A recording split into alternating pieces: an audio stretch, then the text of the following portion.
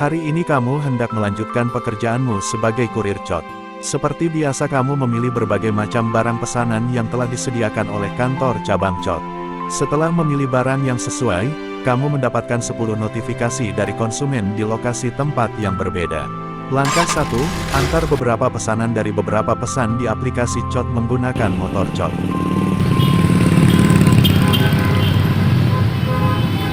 Langkah 2, kamu tiba di rumah konsumen yang tepat.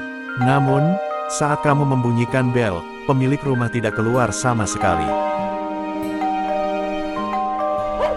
Tiba-tiba, ada anjing marah saat melihatmu sedang membunyikan bel berkali-kali. Anjing itu marah karena kamu telah mengganggunya dengan suara bel berkali-kali. Cepat lari dari sini, atau dia akan segera melawanmu.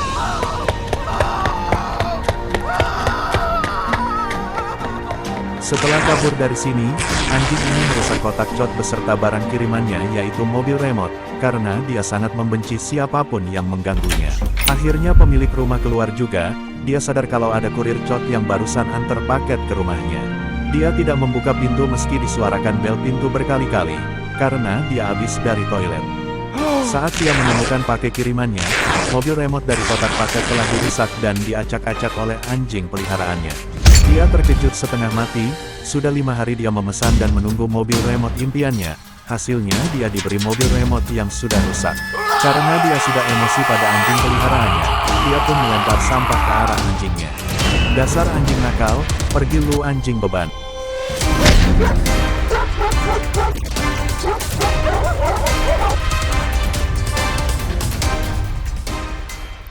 Langkah 3, kamu tiba di rumah konsumen lain. Namun, di depan rumah konsumen tersebut dipenuhi oleh kerumunan orang-orang ramai yang sedang mengantri untuk menonton balapan motor drag, karena rumah konsumen tersebut dekat dengan arena balapan. Meski kerumunan itu terlihat menghalangi, tapi kamu tetap terobos demi bisa menyelesaikan pekerjaanmu ini.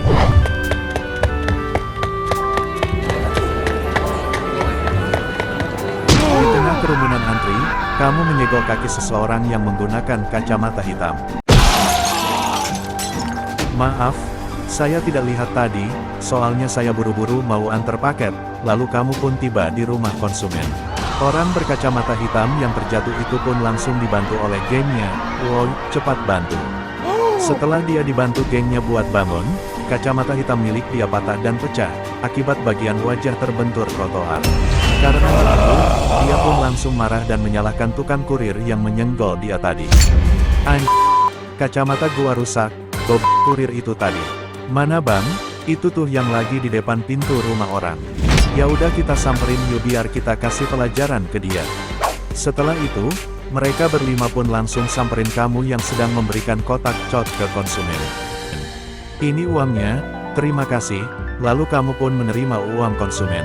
Alhamdulillah, hari ini kerjaan berjalan lancar, semoga saja tetap begini terus. Tiba-tiba kamu didorong seseorang dari belakang sampai jatuh ke lantai. Lu ya yang bikin kacamata bagus gua jadi rusak ini. Maaf bang, saya gak sengaja, soalnya tadi saya buru-buru. Ngaku ya ngaku aja tol. Bilang aja lo sengaja tadi anjing. Udah, kita kasih pelajaran aja, biar dia tahu rasa sekarang. Kamu pun mulai panik, jika mereka berkata seperti itu, mungkin ini tanda-tandanya mereka akan menyakitimu dengan pukulan. Hei, ada apa berisik-berisik begini? Tiba-tiba konsumen kembali membuka pintu karena ada yang berisik di luar. Kamu ngelakuin apa ke kurir sampai jatuh gini? Tanya konsumen. Anu pak, saya itu tadi. Coba lu jawab ke bapak itu. Gua gak tahu mau jawab apa ke dia. Ya gua juga mana tahu mau ngomong apa. Kok dilihat-lihat tadi tangan kamu mengepal kayak mau memukul kurir itu? Apa jangan-jangan kamu mukul kurir itu sampai dia jatuh? Benar kan? Benar tuh. Tadi dia ngedorong saya sampai saya jatuh. Untung saja kamu memberitahu konsumen itu kalau kamu didorong dia sampai jatuh. Nah, udah dikasih tahu sama kurirnya juga, berarti kamulah pelakunya. Kamu sudah menyakiti kurir cot, saya bisa antar kamu ke penjara karena saya polisi. Kamu dan mereka baru pertama kalinya tahu kalau konsumen cot itu adalah seorang polisi dan ini adalah rumah polisi.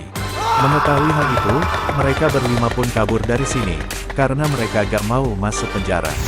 Awas aja lu kurir Chot miskin, di lain hari bakal gua hajar lo lagi.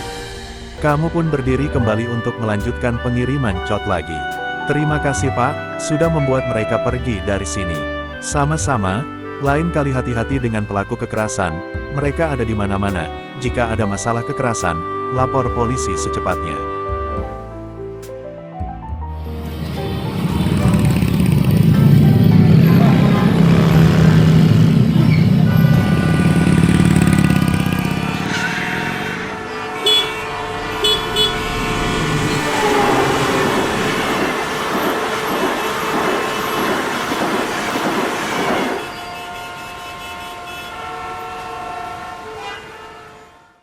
Langkah 4, tiba di rumah konsumen ketiga. Kamu lihat konsumen rumah ketiga sepertinya mengalami patah kaki. Dia tidak bisa berjalan menuju gerbang jadi dia minta kamu melempar kotak Chotnya ke arah dia. Langkah 5, lempar kotak Chot ke arah dia. Setelah dia menerima kotak Chot yang kamu lempar, dia pun melempar sebuah amplop berisi uang.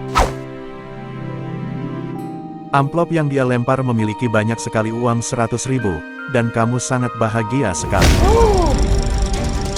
Tiba-tiba, uang 100.000 yang kamu pegang dijamret oleh seseorang yang melewatimu. Ternyata, yang menjamret uang itu adalah orang yang kamu senggol siang tadi sehingga kacamata milikinya rusak akibat wajah terbentur ke tanah.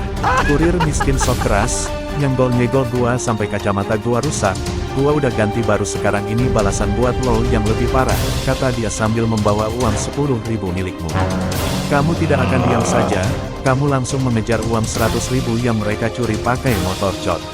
Langkah 6, kejar mereka. Jangan sampai uang 100.000 itu jadi milik mereka.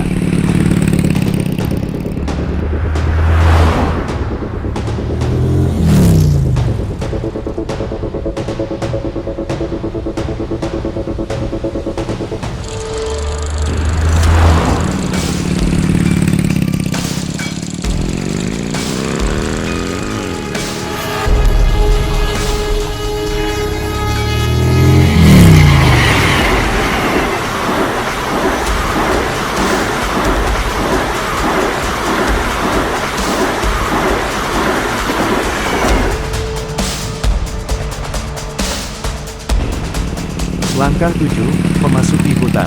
Cepat, lihat tuh kita hampir dekat sama kurir miskin itu. Baik bang. Kamu lihat sepeda mereka semakin cepat saja, sampai kamu sangat jauh dari mereka. Tapi ini tidak membuatmu lengah dalam mengejar mereka, karena uang 100.000 itu adalah milikmu dan mereka seharusnya dijebloskan ke jalur hukum. Langkah 8, tetap kejar mereka, sampai benar-benar mendapatkan kembali uang 100.000 itu.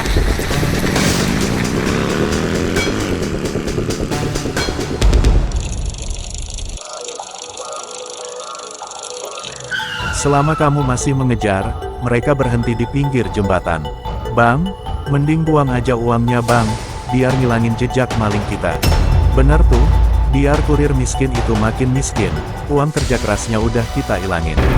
Langkah 9, kamu tiba di tempat yang dimana mereka berhenti di pinggir jembatan. Saat hendak lanjut, kamu melihat uang 100.000 itu akan dibuang ke sungai jembatan.